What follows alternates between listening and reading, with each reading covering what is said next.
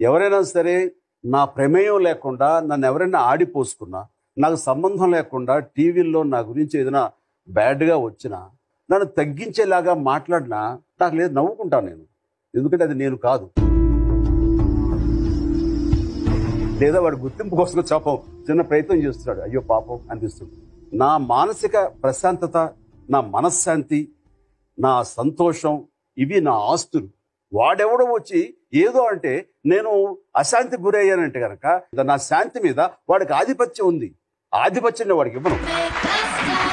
మీలాగా పైకి రావాలనుకునే వాళ్ళందరికీ ఒక డ్రీమ్ పెట్టుకుంటాం. బట్ ఆ డ్రీమ్ రీచ్ అయ్యే లోపే ఆ బాధలకి ఇంక నేను తట్టుకోలేను, I'm going to give up today అనే వాళ్ళకి మీరైనా మెసేజ్ చెప్పగలరా? ఒక నున్నటి ధ్వజస్తంభం ఉందండి. చాలా కప్పలు వాటి మీద ఎగబాకాలని చూస్తున్నాయి. అక్కడ ఏం జరుగుతుందిరా అని అడిగాడు. కప్పలన్నీ స్తంభం ఎక్కుతున్నాయి, నున్నగా ఉన్న స్తంభం పైగా